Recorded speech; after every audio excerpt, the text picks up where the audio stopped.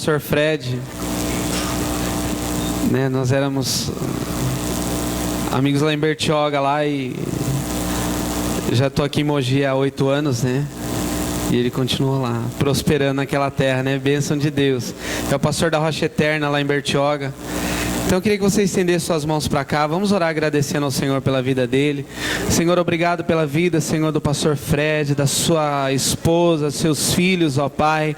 Deus, obrigado pela igreja a qual o Senhor confiou a ele ali em Bertioga, Senhor, a Rocha Eterna. Deus, que nesta noite o nosso coração esteja pronto para receber a Tua palavra, Senhor. Nós queremos nos abrir mesmo para o que o Senhor tem para nós nessa noite. Em nome de Jesus. Amém.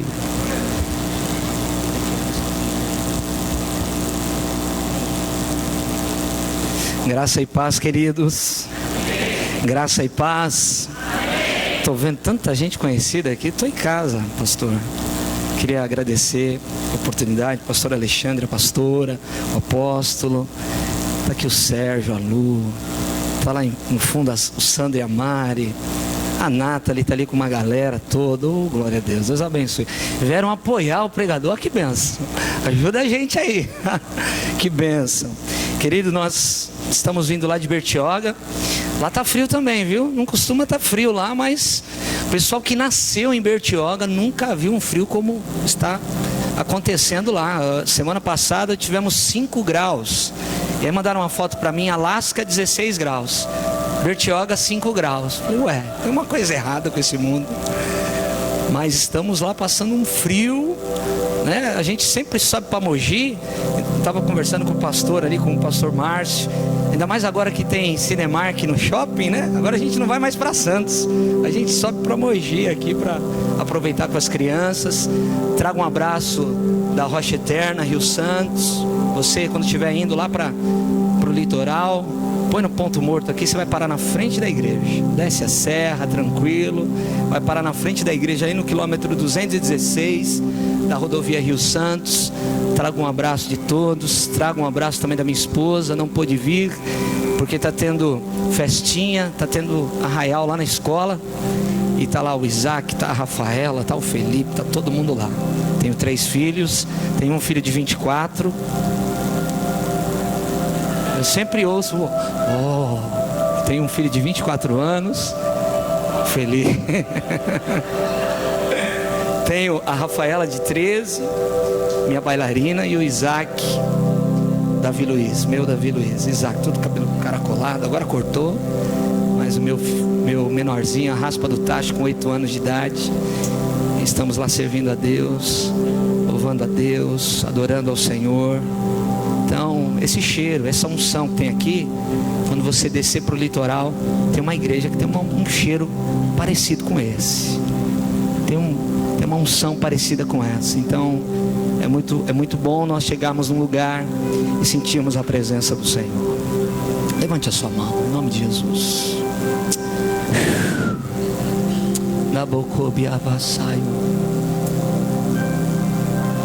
Te adoramos, Senhor, te adoramos. Espírito Santo, te adoramos, Espírito Santo, te adoramos, Espírito Santo. Somos gratos a Ti, Deus, pelos 15 anos dessa igreja, Pai. Somos gratos a Ti, como o pastor Alexandre disse. Aqui existem carvalhos, como diz Isaías 61, carvalhos de justiça para a glória de Deus. O que são carvalhos? São aqueles que o vento vem, a tempestade vem o tempo difícil, vem o vendaval, mas carvalhos estão firmados, têm a raiz profunda, são fortes. O vento vem, mas não leva um carvalho, leva outras árvores, mas carvalhos não. E eu te louvo, Deus, porque eu tenho certeza que essa igreja está de pé, essa igreja está comemorando nessa noite 15 anos, justamente por conta disso, porque aqui certamente existem carvalhos para a Tua glória. Homens e mulheres que permaneceram, homens e mulheres que estiveram aqui no meio da luta, da tempestade, do vento forte, mas permaneceram firmes na Tua presença. E nós queremos te adorar por isso, Espírito Santo de Deus. Depois de um momento tão glorioso de louvor e adoração, Pai, nós vamos estar compartilhando, falando da Tua palavra, Senhor. Toma a atenção, toma os nossos ouvidos, a nossa mente, para que o Senhor possa fazer tudo aquilo que o Senhor deseja nesse lugar. E só quem crê e concorda, diga glória a Deus. Aleluia. Abra sua Bíblia comigo em 2 Coríntios, 1 Coríntios capítulo 9. Aleluia. Oh, glória.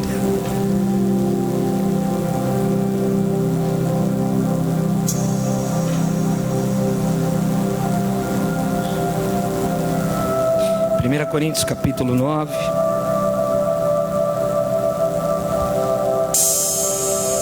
Versículo de número 25 e o verso 26.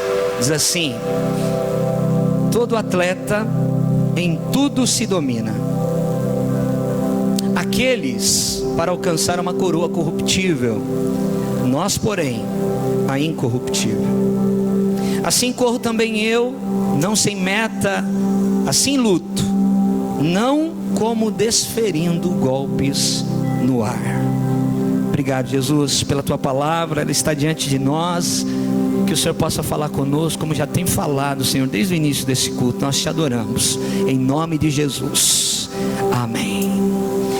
Querido, um rapaz, um jovem casado, ele tinha acabado de se casar. Sua esposa estava grávida de 8 meses de um menino. E ele sempre foi muito ativo na obra do Senhor, ele sempre foi muito intenso nas coisas de Deus. Ele sempre foi alguém que apoiava muito o trabalho do pastor da igreja local dele. Ele sempre foi alguém que chegava cedo na igreja, saía tarde na igreja, apoiando, incentivando. Ele tinha um ministério, sempre cumpriu o seu ministério com muita excelência, com muita dedicação. Esse rapaz, ele pedia a Deus, né, uma mulher abençoada, uma serva abençoada, para que ele pudesse se casar. E Deus deu para ele. Ele tinha um sonho de ter um filho, menino. E ela agora estava grávida de 8 meses. Mas depois que ele se casou, depois que ele começou a sua vida de casado, muitas coisas mudam, muitas coisas se transformam, as responsabilidades agora são outras.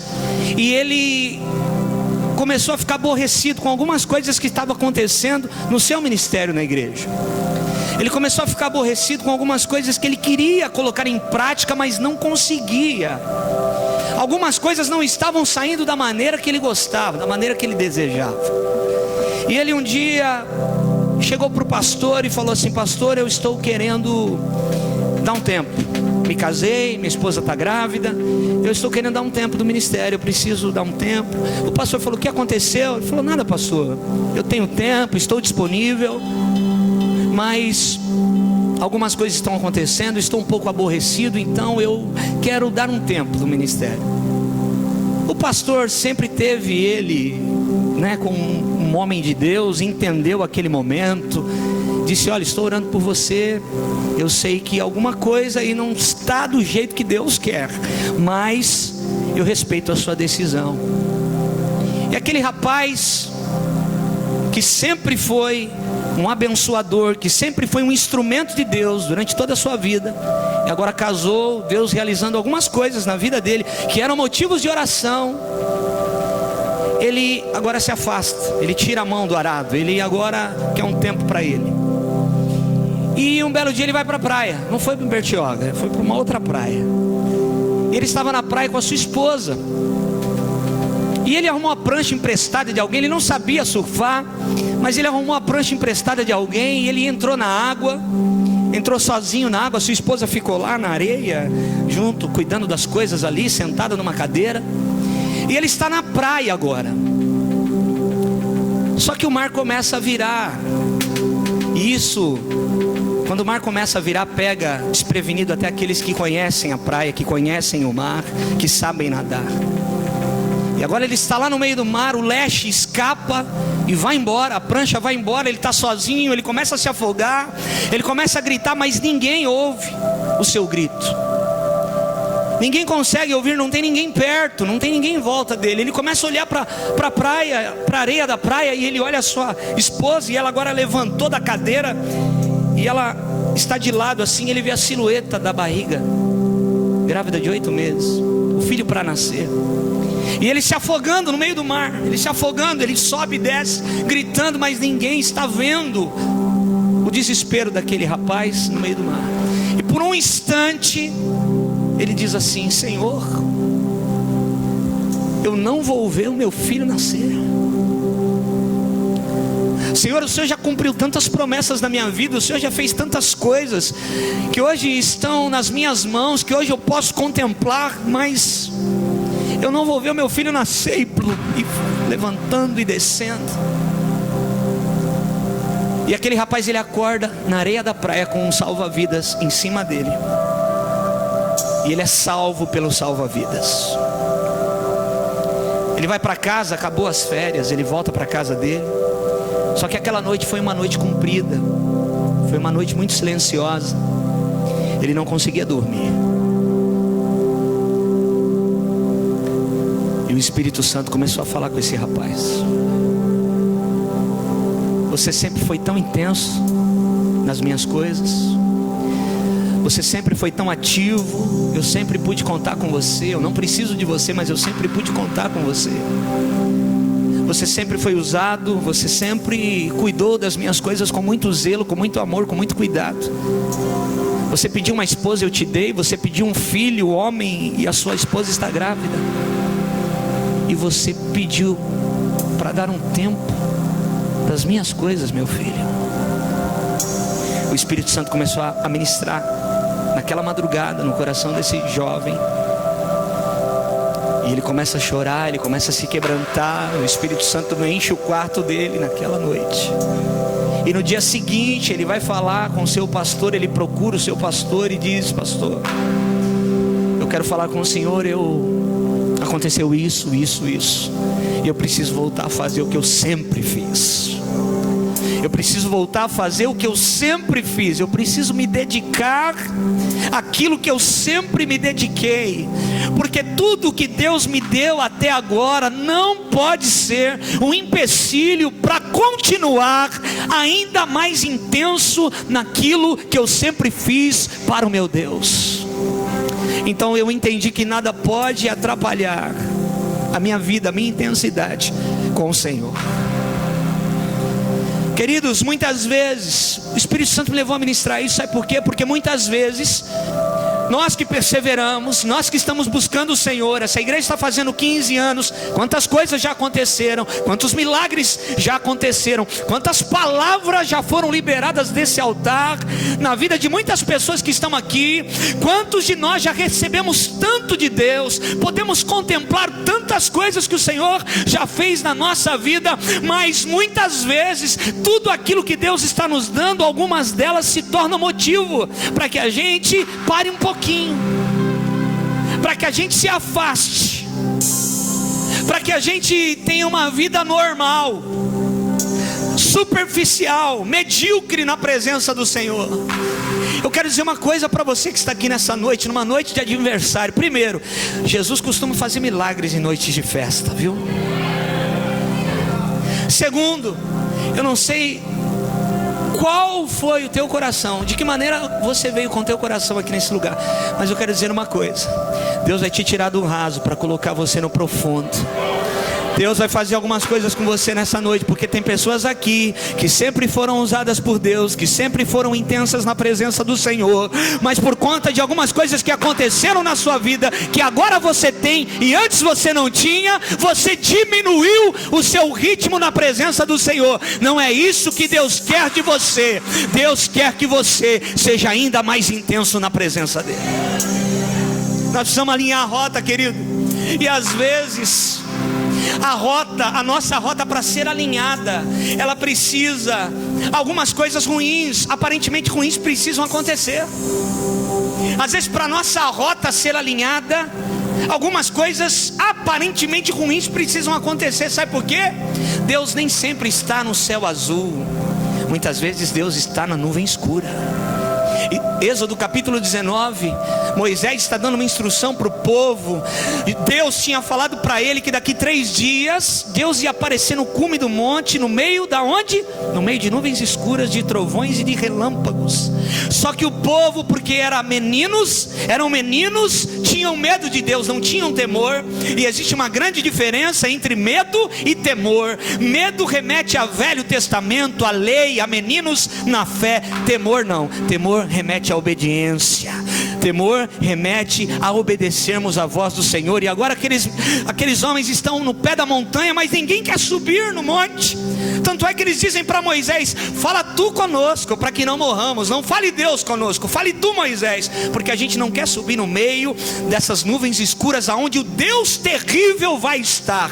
Ele é um Deus terrível.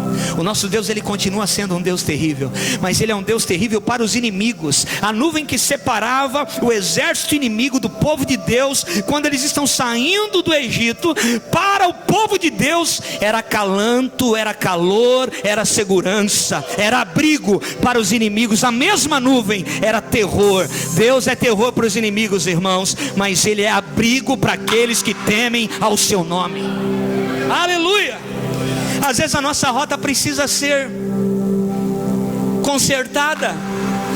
E nem sempre, olhe para mim, nem sempre a nossa rota será consertada quando tudo estiver bem. Eu não sei se isso acontece aqui, pastor Alexandre, eu acho que só em Bertioga. Às vezes, irmão, Deus precisa prensar às vezes a gente um pouquinho. Eu conheço gente que só está bem com Deus se tiver na pressão. Eu conheço gente, irmão, que quando está bem desvia, que quando está com dinheiro no bolso, com as contas pagas, que está tudo bem, desvia, não vem mais para a igreja. E eu conheço gente que quando está faltando tudo, está tudo apertado, Deus está prensando o camarada, ele ora, ele busca, ele adora, ele serve ao Senhor como nunca. Então, se o interesse de Deus é nos levar para o céu, Ele sabe o que deve fazer comigo e com você, para que a gente possa herdar aquilo que Ele tem preparado para nós, querido. Por isso, irmão, que correção não é castigo. Repita comigo: correção não é castigo. Correção é criar circunstâncias para mudar o rumo. Eu sou pai de 3 filhos. Quando eu preciso corrigir os meus filhos, é porque eu quero mudar o rumo deles. Quando eu preciso corrigir os meus filhos, é porque eles estão num rumo errado. E eu não vou apenas castigar, eu estou corrigindo. Correção não é castigo. Deus é Pai, e como um Pai, Ele quer nos orientar acerca de algumas coisas, e muitas vezes é debaixo de uma correção, é debaixo de um alinhamento, é no meio das nuvens escuras que Ele vai aparecer, não é no meio do céu azul. Eu quero bonança, eu quero tranquilidade, eu quero céu azul, mas nem sempre o meu Deus estará no céu azul. Muitas vezes Ele aparece na nuvem escura, no dia mau. Queridos, um mês atrás, um casal da igreja, uma família toda, que foi ganha, uns 2 meses atrás, que foi ganha pelo seu filho de 17 anos, que estudava aqui em Mogi. Ele tinha um propósito no coração dele. Ele veio nos procurar e disse: pastor, eu estou orando por toda a minha família, só eu sou convertido, mas eu sei que o meu pai vai estar aqui, a minha mãe vai estar aqui, os meus irmãos estarão aqui adorando a Jesus. E esse é o meu propósito, eu quero ganhar a minha família para Jesus. Um garoto de 17 anos, irmãos, firme, intenso, envolvido, atuante. O que aconteceu? Deus respondeu a oração dele. O pai veio para Cristo, a mãe veio para Cristo, os irmãos veio para Cristo. Nós batizamos todos eles. Agora a família inteira está na igreja. Só que algumas coisas estavam pendentes, algumas coisas estavam mal resolvidas. Quinta-feira teve culto, toda a família estava lá na igreja. Sexta-feira ele sobe para Mogi para ter aula na faculdade. Ele passa mal na sala de aula. Ele é internado de madrugada. No sábado nós estamos fazendo o sepultamento desse jovem, com 17 anos de idade. A família toda nova convertida. E agora? O que fazer? Saímos correndo com todas as coisas, fomos para a casa deles. Uma dor que não dá para aplacar. O Espírito Santo Consolador tem que agir nessa hora. E nós estávamos orando com a família, buscando com a família. Fizemos o enterro, ficamos com a família o dia inteiro. Alguns irmãos ficaram trocando os turnos para que eles não ficassem sozinhos. No domingo nós estamos na igreja. Quinta todos estavam no culto. Sexta ele passa mal. Sábado ele é sepultado. Domingo a família, estamos orando por toda a família, para que o Espírito Santo possa aplacar aquela dor. E nós estamos abraçando os pais, e os pais estão dizendo assim: pastor, eu sei que o meu filho está num bom lugar. Eu sei que o meu filho está num bom lugar. E eu sei que Deus foi fiel com o meu filho. Porque meu filho tinha 2 desejos, e os 2 desejos se cumpriram. E um desses desejos era que a minha esposa, que os irmãos dele estivessem adorando ao Senhor aqui. Deus deu, Deus tirou. Louvado seja o nome do Senhor. Essa família está ativa na igreja, querido. Por que eu estou dizendo isso? O que pode parar alguém? Nós temos muitos motivos, principalmente nós que somos pastores. Nós ouvimos tantas desculpas para que pessoas vêm nos procurando, dizendo que querem parar por conta disso, querem deixar por conta daquilo. O que pode parar alguém que a sua fé está pautada na rocha que é Cristo, querido? Nada pode nos separar do amor de Deus. Nenhuma perda, nem a morte, nada, nem perigo, nem espada, nem nudez, nada pode te separar desse amor. Esse amor é muito grande, esse amor é tremendo, esse amor é eterno. Jesus morreu na cruz do Calvário para que eu e você nunca mais pudéssemos nos desconectar dele. Aleluia, aleluia, querido. Deus defende a sua glória. A gente às vezes está preocupado em defender a igreja. Você já viu alguém preocupado em defender um leão? Um leão não precisa ser defendido. Deus defende a sua glória. Deus defende a sua igreja. Deus defende essa igreja. Essa igreja não são as paredes, essa igreja somos nós. Deus defende a sua igreja. Nós somos o tabernáculo móvel do Senhor. Ele habita em nós, nós somos a sua casa favorita. Deus tem todo o interesse em te prosperar, em te abençoar, e principalmente que você entenda o propósito dele na sua vida. Principalmente que você e eu entendamos o propósito dele na nossa vida. Como nós estamos carregando a presença, como nós estamos carregando a arca, como nós estamos carregando essa presença, a presença do Espírito de Deus. Querido, a Bíblia diz em 1 Samuel capítulo 4, uma história interessante. O sacerdote Eli, velho, pesado e cego, ele tem 2 filhos, Hofni e Finéias, que estavam cuidando das coisas do templo, da casa de Deus, mas eles não tinham temor do Senhor. Eles estavam preocupados com outras coisas. Eles desviavam a oferta, eles pegavam a gordura, eles estavam fazendo algumas coisas que não eram boas aos olhos de Deus. Algumas coisas chegaram aos ouvidos do seu pai Eli, mas Eli, velho, pesado e cego, ainda repreende os seus filhos no capítulo 3 de 1 Samuel. Mas eles não param de fazer a coisa errada. E quando o sacerdote ele não ensina o povo, o que acontece? Existe um vácuo de entendimento, porque Deus vai fazer tudo com entendimento, em propósito. Por isso que nós precisamos ensinar uns aos outros. Nós precisamos ser ensinados na palavra do Senhor. E o que acontece? O povo vai sair para uma batalha contra os filisteus. O povo vai sair para uma batalha sem direção, sem estratégia, sem pedir para Deus. E eles saem para a batalha e 4.000 homens morrem. E eles voltam sem direção, com prejuízo. Homens estão morrendo. Há um problema agora. Só que o povo fala: nós perdemos a batalha para os filisteus. Eles estão indignados porque perderam aquela batalha. Então agora eles dizem o seguinte: não, pede para que a arca venha até o nosso meio. Nós queremos agora ir para uma outra batalha, mas com a arca da aliança. Deus não mandou. Eles manipularam a vinda da arca agora. E toda vez que existe manipulação, existe interesse pessoal e não interesse coletivo.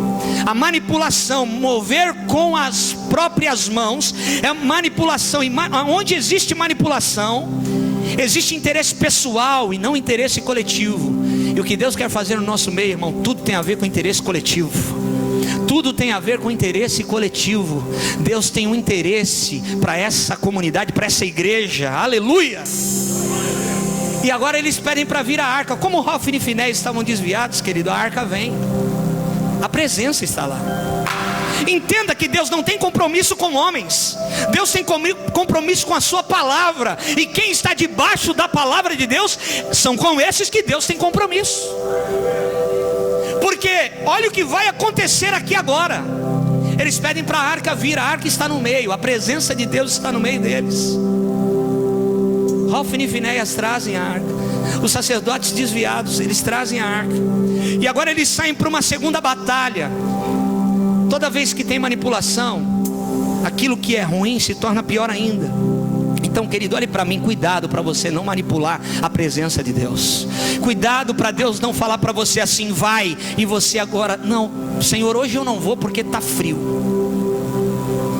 Filho, fala: Senhor, eu não vou falar porque eu não conheço. Filho, muda: Senhor, eu não vou mudar porque hoje está chovendo. Não manipule a voz de Deus. O que Deus falou, faça. É o melhor, certamente é o melhor para nós. O que Deus mandou você fazer, faça. Não manipule, não encontre desculpas. Sabe o que acontece, irmão? A nossa geração é uma geração cheia de desculpa. Nós temos desculpa para tudo. Se está sol é porque está sol. Se está frio é porque está frio. Se é domingo é porque é domingo. Se é quinta é porque é quinta. Nós temos desculpas. Chega de desculpa. É tempo de tirar a mamadeira da boca e pegar a espada na mão. Aleluia. É tempo de tirar a chupeta da boca e pegar a espada na mão. Deus quer usar as nossas vidas. E agora eles vão para uma batalha. A arca estava no meio deles. A certeza da vitória. A arca, desde quando foi construída, ela ficou em Siló 300 anos. A arca que foi construída com a instrução de Deus por Moisés e todos aqueles homens que seguraram o seu ouro, não para fazer o bezerro, mas para fazer a arca. Ela está no meio do povo de Deus. Ela nunca saiu do meio do povo de Deus até esse momento. É impensável para eles a arca sair do meio deles. É surpreendente demais eles pensarem que a arca, que sempre esteve no meio deles, que representa a presença de Deus, sair do meio do povo hebreu. Mas eles vão para uma batalha sem a direção de Deus, com a presença no meio. Sabe o que acontece? 30 mil homens morrem. Hofni e Finéias, os filhos do sacerdote, morrem. E a arca, a notícia mais surpreendente, a arca é tomada do povo. O que acontece agora? Vem vindo um mensageiro lá do meio das fileiras do exército. Talvez alguém esteja pensando assim: pastor, mas é aniversário da igreja. Deus vai fazer tudo que Ele tem para fazer aqui, irmão. Mas eu preciso entregar aquilo que Deus mandou entregar. Amém? Vem um mensageiro lá do meio das fileiras, vem correndo. E Eli está sentado numa cadeira olhando para o caminho que o exército viria de volta. E agora o mensageiro para diante de alguém e diz o seguinte: a pessoa diz assim, indaga o mensageiro: o que aconteceu? Rapaz, você não sabe o que aconteceu. O que aconteceu, rapaz? 30 mil homens morreram. Meu Deus. O que mais? Hofni e Finéias morreram. Meu Deus. Quem vai cuidar da igreja agora? O que mais? A arca da aliança tomaram. Os filisteus tomaram a arca da aliança. Não, isso não. Tudo pode acontecer, mas isso não. Querido, sabe? Quem já sentiu, quem tem carregado a presença de Deus na sua vida, sabe o que é perdê-la. Quem é usado, quem sempre buscou a presença do Senhor, sabe o que é perdê-la. E eles estão surpreendidos, porque 30.000 homens agora morrem, Hofni e Finéias agora morrem, e a arca é tomada do meio do povo de Deus. A notícia chega, o mensageiro chega até Eli, e ele fala: o que aconteceu? 30.000 homens morreram. Ele: meu Deus, seus filhos Hofni e Finéias estão mortos, meu Deus. Aí Eli fala assim: mas e a arca? Onde está a arca? O mensageiro diz: a arca foi tomada. Ele cai para trás, bate a cabeça, quebra o pescoço e morre. A mulher de Finéias está grávida de 8 meses, está grávida para ter nenê. E agora, com a notícia que o marido tinha morrido, o sogro tinha morrido e a arca tinha sido tomada, ela tem o bebê. As parteiras que estão em volta dela: o bebê está bem, está tudo bem, ele nasceu saudável, ele nasceu perfeito. Ela está em silêncio, ela não está feliz com o nascimento do bebê. Por quê? Porque a glória se foi. Icabod, ou Icabô, foi-se a glória de Deus. Levaram a arca. Meu marido morreu, meu sogro morreu, meu filho nasceu, mas a glória se foi. A arca não está mais no nosso meio. O que fazer sem a glória, irmão? Como andar sem a presença de Deus? Dói o meu coração. Eu tenho 41 anos, eu me converti com 20 anos de idade. Dói o meu coração quando eu posso imaginar de não depender do Senhor hoje, como eu não dependia no passado. Dói o meu coração só de imaginar de eu ter que caminhar sem ter Deus como meu Pai, como meu Senhor, como meu Salvador. Eu ter que depender do meu braço, da minha força, da minha mão. Dói de imaginar. Ah, meu querido, Deus se revelou a você, Deus se mostrou a você forte, para que você dependa totalmente dEle, todos os dias da sua vida. A glória se foi e acabou. De agora, o que acontece? Os filisteus levam a arca. A arca está agora no templo de Dagon. Dagon era metade, o altar de Dagon é metade peixe e metade homem. A arca agora é colocada aos pés de Dagon, porque era um costume da época. O Deus do exército que tinha perdido a batalha fica aos pés do Deus do exército que tinha vencido a batalha. E agora a arca da aliança está aos pés de Dagon, o Deus dos filisteus. Só que acontece algo, e agora a pregação agora começa a mudar tudo. Porque se a glória se foi, Deus traz a glória de volta. Eu vou repetir porque você não entendeu. Se a glória se foi, Deus pode trazer tudo de volta. Eu não sei o que você viu se perdendo, eu não sei o que você viu indo embora, mas Deus pode trazer tudo de volta. Aleluia. Algo acontece naquela noite muito estranha.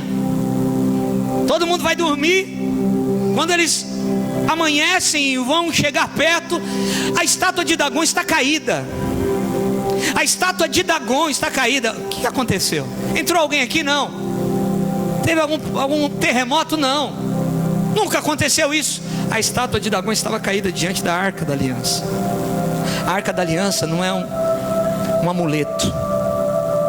A arca da aliança, ela não é um amuleto. É a presença de Deus. Eles levantam a estátua de Dagon. Vai todo mundo dormir. No outro dia seguinte, mais uma vez, de manhã, quando eles acordam, eles chegam perto. A estátua de Dagon está caída, só que agora sem as pernas, sem os braços e sem a cabeça. A Bíblia diz que só o tronco. Algum exército corajoso dos hebreus foi lá para pegar a arca de volta? Alguém muito corajoso, muito cheio de Deus, teve a ideia e uniu mais alguns corajosos para irem buscar a arca? Não. Deus defende a sua glória. O que acontece, querido? A estátua de Dagon está caída agora diante da presença de Deus. A estátua de Dagon está caída diante da presença de Deus. Deus defende a sua glória. Deus sabe o que faz. Tem coisas que você está tentando segurar, tentando defender. Se foi Deus que te deu, é teu e ninguém vai tirar da sua mão. Tem coisas que nós estamos lutando muito para fazer, estamos preocupando muito para ter. Deus defende a sua glória. Tem coisas que Deus está defendendo. A Bíblia diz que Deus acampa os seus anjos ao redor daqueles que o temem. Deus está guardando a sua vida. Não se preocupe, se preocupe em adorar o Senhor, se preocupe em ser intenso na presença de Deus. Deus defende a sua glória, irmão. Eles não estão entendendo o que está acontecendo ali. Agora sabe o que acontece? Começa a morrer um monte de filisteu, de hemorroida, de peste bubônica, de tumores malignos. Começa a morrer um monte de gente. E aí eles começam a fazer a ligação. Opa, desde quando a Arca da Aliança está aqui, Dagon caiu uma vez, Dagon caiu a segunda vez. Fulano está doente, fulano morreu, fulano isso, fulano aquilo outro. Eles começam a fazer uma conexão entre tudo que está acontecendo com a presença da arca no meio deles. Deus defende a sua glória. Eles colocam a arca numa carroça com 2 vacas. Quem está comigo diga aleluia. Eles colocam uma arca em cima de uma carroça com 2 vacas. Eles enchem de ouro, diz a Bíblia, está escrito. Eles enchem de ouro aquela carroça, como oferta de culpa por ter trazido a presença de Deus para o meio deles. E agora eles estão entendendo que é um prejuízo. E agora eles soltam aquela carroça. Eles não direcionam, eles simplesmente soltam, porque eles dizem o seguinte: se verdadeiramente a arca é de Deus, a arca voltará para Deus. E a Bíblia diz, querido, que num caminho reto as vacas mugiam, e num caminho reto da Filistia até o campo do Betsemita Josué, a arca volta para o meio do povo hebreu, num caminho reto. O que isso quer dizer? Quando nós estamos sendo conduzidos pela presença de Deus, o nosso caminho é reto. Quando nós estamos deixando Deus conduzir a nossa vida, todas as coisas, o nosso caminho será um caminho reto, um caminho sem curvas, um caminho sem paradas. A Bíblia diz que as vacas não desviaram nem para a esquerda nem para a direita, mas elas foram num caminho reto, da Filistia, território inimigo, para o campo do Betsemita Josué, território do povo de Deus. Chegou a arca de volta. A arca chegou, Márcio, sem ninguém buscar. Nenhum corajoso foi pegar a arca de volta. A arca está de volta. Quem a trouxe? O próprio Deus a trouxe. Eu não sei o que você perdeu, mas Deus pode trazer de volta. Eu não sei o que se foi, mas Deus pode fazer tudo novo. Levanta sua mão para receber o que eu estou dizendo. Eu não sei o que se foi, eu não sei o que você perdeu, mas Deus pode fazer tudo novo. Tudo novo. Aleluia. Romanos 11:33 diz: ó profundidade das riquezas, tanto da sabedoria como do conhecimento de Deus. Quão insondáveis são os teus juízos e quão inescrutáveis são os teus caminhos. Irmão, nosso Deus, Ele é tremendo.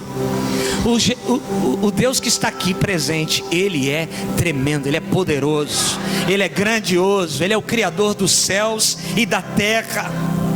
Nós precisamos entender isso. E agora a arca está lá no meio do povo de Deus. Só que havia um vácuo de entendimento. Eles não sabiam o que fazer com a arca, Márcio. Então havia um vácuo de entendimento. O que fazer com a arca? O que é a arca? O que tem na arca? Eles não tinham sido discipulados, eles não tinham sido ensinados. Esse é o problema de uma geração que não é discipulada. Não tem entendimento do que Deus quer fazer e do propósito de Deus. E o que acontece agora? Eles vão abrir, eles começam a saquear o ouro que veio. E agora eles vão abrir a tampa da arca para ver o que tem dentro. A Bíblia diz que 70 homens morrem fulminados. Aquela cena do Indiana Jones e a arca perdida, eu acho que tiraram daí. Só que não foi os nazistas que morreram, né? Foi o povo de Deus. Você está entendendo que Deus não tem compromisso com homens? Deus tem compromisso com a sua palavra. Morreu filisteus, morre também em Hebreus agora. Por quê? Falta de entendimento. Querido, como você está carregando a presença de Deus? Como você está carregando a presença de Deus? Porque é um perigo, irmão. Deixa eu te falar, esse ambiente é um ambiente profético. E ambiente profético é um ambiente perigoso, porque as palavras são lançadas e olha, há uma presença que nós estamos carregando. E se eu obedeço, eu tenho tudo, eu sou feliz. Deus, ande, porque é melhor depender de Deus do que depender de homens. Deus está falando com alguém aqui nessa noite, aleluia.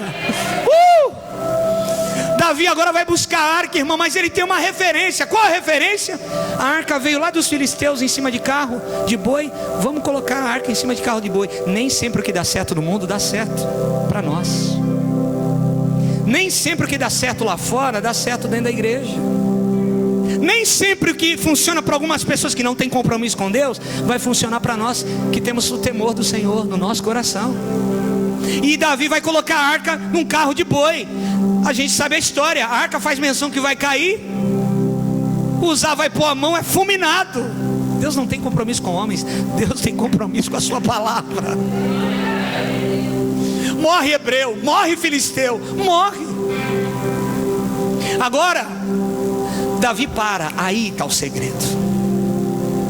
Davi não continua com aquela loucura. Davi não continua com aquele projeto pessoal dele, querido.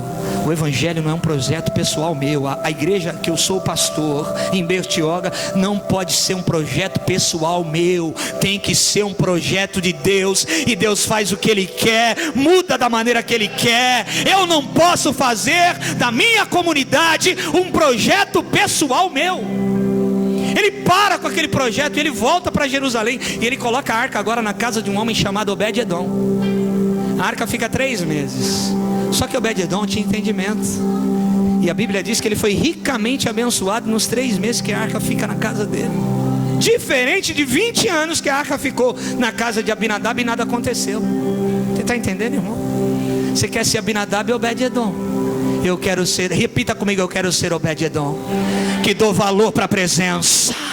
Aleluia. E agora ele é ricamente abençoado. E Davi para. E agora ele vai voltar e ele consegue entender.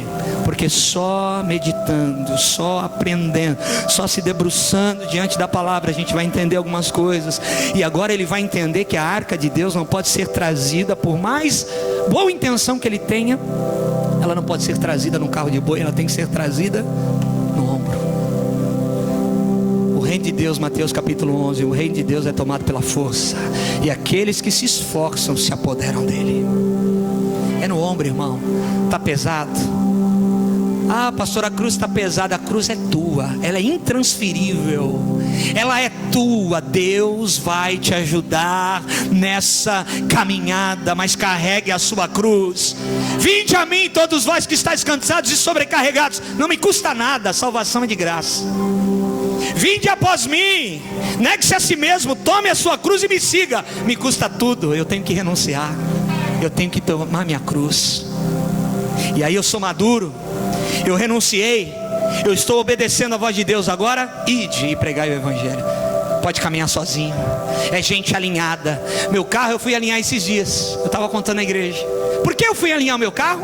Porque o meu carro eu soltava o volante e ele pendia. Eu soltava o volante e ele pendia. Aí eu fui alinhar, Ed, meu carro. E isso é na nossa vida. Quando a gente está desalinhado, irmão, a gente sempre vai pender, a gente cai no mesmo pecado.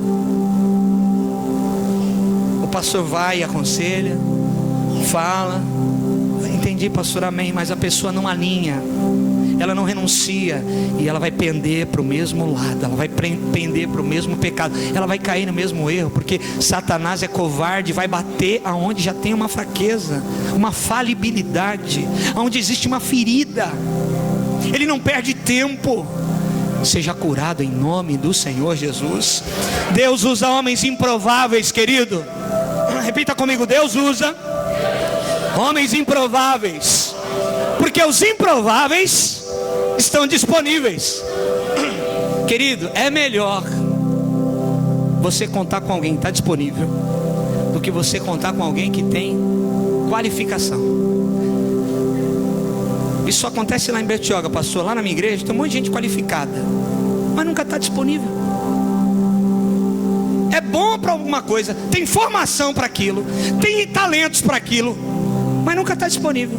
Aí Deus pega os disponíveis, que não são qualificados, porque a capacitação vem dele. Aleluia. É Ele quem capacita. Eu quero encorajar você. Não dou para isso, não dou para aquilo. Pastor me colocou para cuidar de uma área da igreja. Em nome de Jesus, a capacitação vai vir do Senhor. Somente esteja disponível para Deus. Seja disponível para o Senhor. Deus vai te usar. Fala para quem está do teu lado: Deus vai usar a sua vida.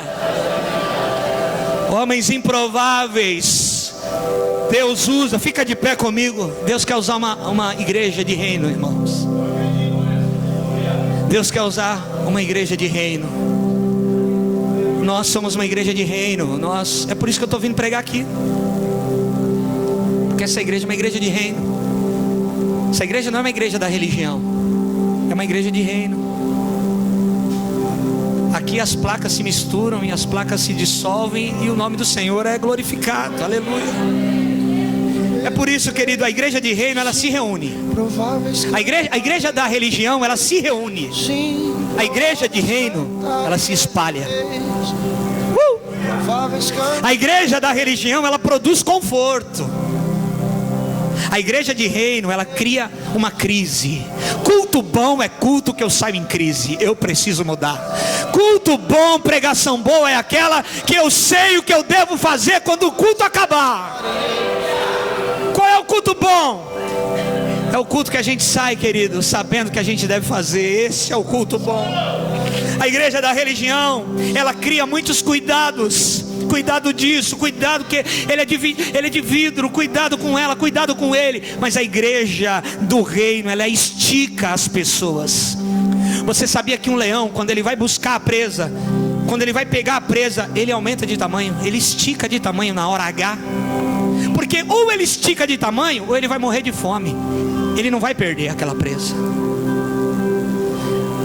E tem gente que precisa ser esticada.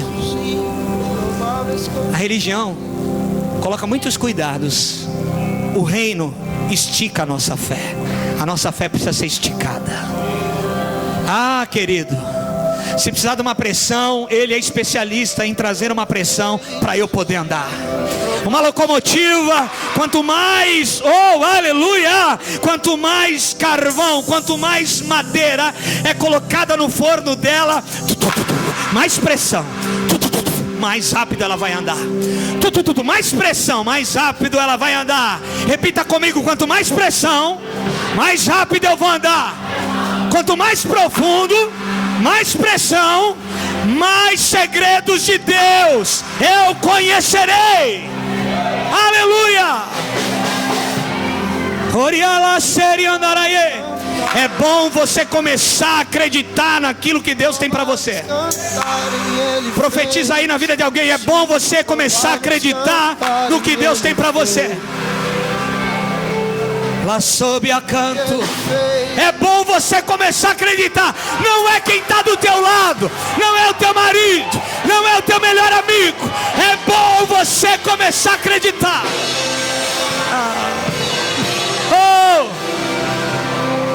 Acredite no que Deus tem. Veja a montanha, irmão. Veja essa montanha que Deus está te mostrando. Olhe para ela é real, ela é verdadeira.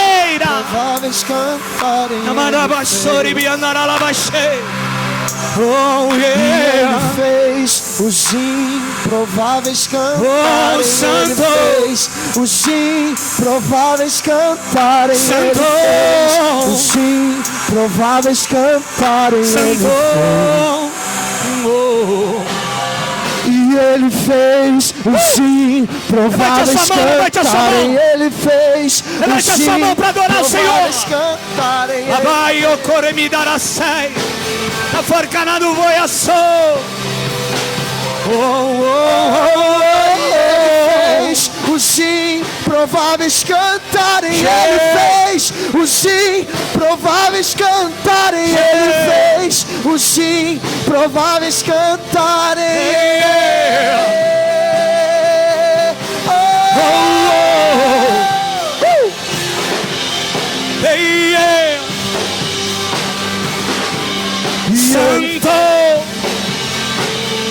Aleluia.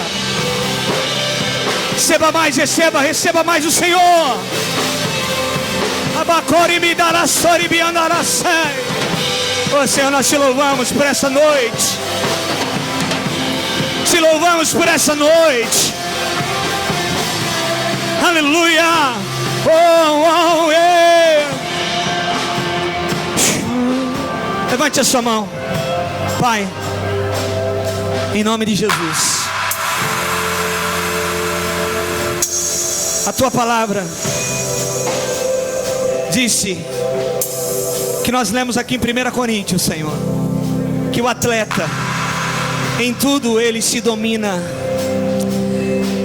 Se um atleta do mundo, para receber algo corruptível, uma medalha que depois vai ficar esquecida em alguma gaveta, ele se prepara, ele se abstém, ele renuncia a muitas coisas. Quanto mais nós, Senhor, quanto mais nós que estamos correndo, não por uma coroa corruptível, mas por uma incorruptível. Que você se prepare, querido. Quando a Bíblia diz que todo atleta em tudo se domina, essa palavra domina no original, no grego, ekrotemaia, que significa, é a ideia de um atleta que vai participar de uma prova e se abstém de algumas coisas para o bem, para o sucesso daquela prova. A minha oração é que você saia daqui sabendo exatamente o que você deve fazer. Porque se um atleta, ele se abstém para o bem daquilo que ele vai fazer, quanto mais nós que não estamos dando soco ao vento, não, nós estamos focados, querido, nós somos o povo de Deus. Nós somos o povo de Deus, nós estamos focados, nós sabemos o que queremos. Você não é alguém que está dando soco ao vento, você é alguém que está vendo a montanha. Você é alguém que já está contemplando aquilo que Deus vai fazer pela fé. Você é alguém que já está correndo, esperando a bola chegar na tua mão. Se domine, se domine, se domine, renuncie, faça a vontade de Deus para a coroa incorruptível. Aleluia. Diga eu quero, diga eu vou fazer, conta comigo, Senhor, eu vou correr para essa carreira que me foi proposta. Senhor, eu sei que eu preciso de Ti, me ensina a carregar a presença da maneira correta. Eu quero ver as coisas acontecendo na minha vida.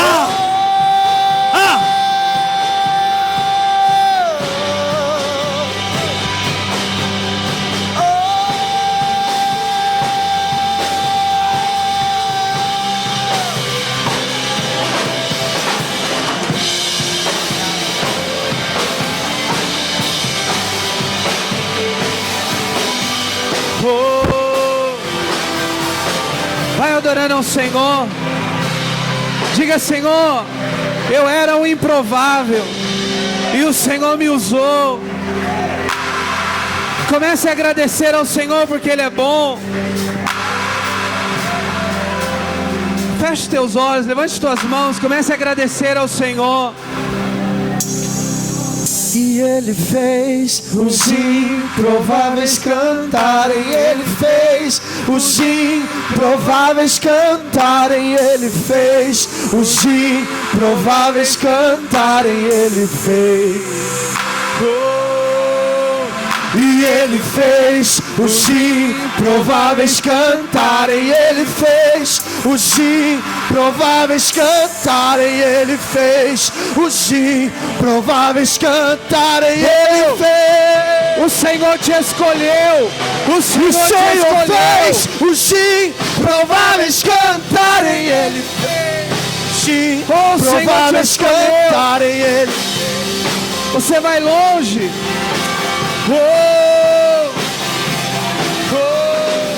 E Ele fez os improváveis cantarem. Ele fez os E Ele fez os improváveis cantarem. Ele fez. E Ele fez. Eu era um E Ele improvável, fez Senhor. os improváveis cantarem. Ele fez os improváveis cantarem. Ele fez Os improváveis cantarem. Ele fez. Aleluia. Quem era o improvável aqui, Deus? E Ele usou? fez os Improváveis cantarem, Ele fez. os improváveis cantarem. Ele fez os improváveis cantarem. Ele fez. E Jesus fez os improváveis cantarem. Ele fez os improváveis cantarem. Ele fez os improváveis cantarem.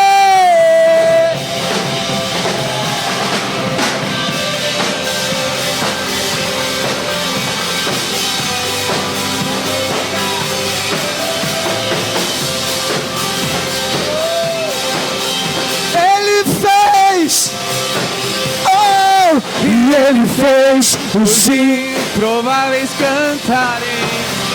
Oh. E Ele fez os improváveis cantarem. E Ele fez. E Ele fez. E Ele fez os improváveis cantarem. Ele fez Os improváveis cantarem. Ele fez. Ele fez Os improváveis cantarem. os improváveis cantarem. Ele fez. Aleluia. Oh. E Jesus fez os improváveis cantarem. Ele fez os improváveis cantarem. Ele fez os improváveis cantarem. Ele fez. Aleluia. E Ele fez Os improváveis cantarem. Ele fez. Os improváveis cantarem. Ele fez os improváveis cantarem. Ele fez. Aleluia. Oh, e Ele fez. Nós vamos orar.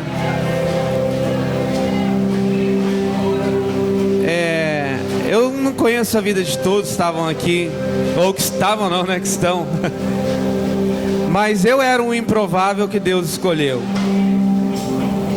E quando eu louvava a Deus ali, no finalzinho agora, Deus falava que nessa noite Ele está escolhendo alguns improváveis e realinhando a rota de outros.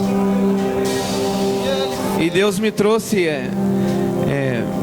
poderia dizer da vida de 5, 10, mas Deus me trouxe a minha vida. Deus trouxe a vida do apóstolo Renato, né? Que ele era um improvável para assumir uma igreja. Deus trouxe a vida do Caio, era o baixista de uma igreja, né? Programador de TI, e assumiu a 23ª cadeira, né? O improvável. E eu não sei porque Deus trouxe o nome do Caio, do apóstolo. E eu sei que cada um aqui tem uma história de situações que acharam que você era improvável para ou que é. Mas eu quero que você levante suas mãos agora e diga: Senhor, eu ouvi essa palavra e eu estou disposto a ter a minha rota alinhada, ainda que eu seja um improvável, que muitas pessoas não acreditam.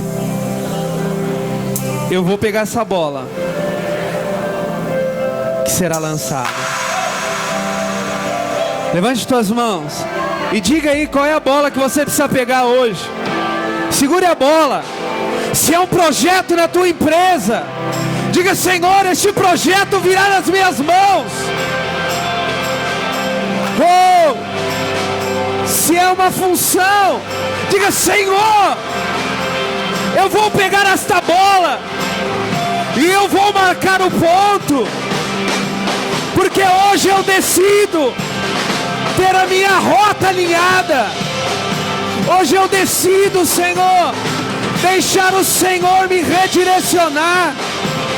Hoje eu decido, Deus, ouvir o Senhor.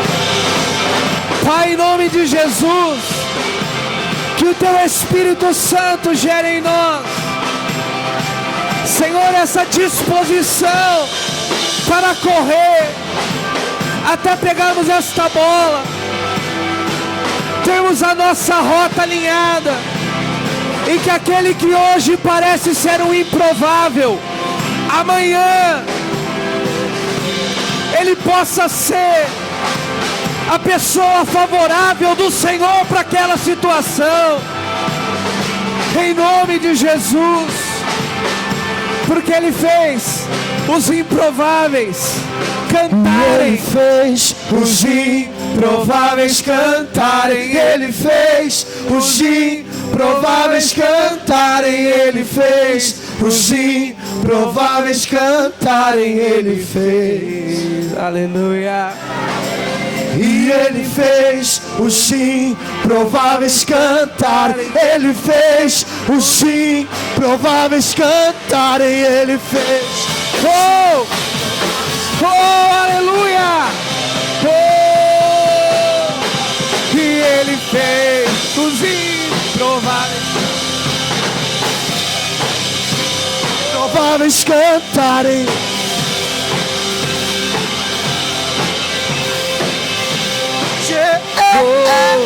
Jesus, e Ele fez os improváveis cantarem. Ele fez Os improváveis cantarem. e Ele fez os improváveis cantarem. Ele fez.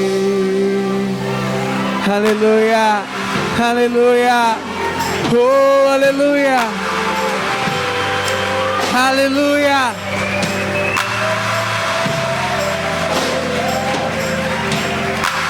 Aleluia, aleluia, glórias a Deus, aleluia. Diga para a pessoa que está do teu lado assim: Deus é contigo. Mas olhe para ele, diga, irmão, Deus é contigo. Diga para umas 2, 3, 4, 10, 15, 20, 50 pessoas: irmão, Deus é contigo.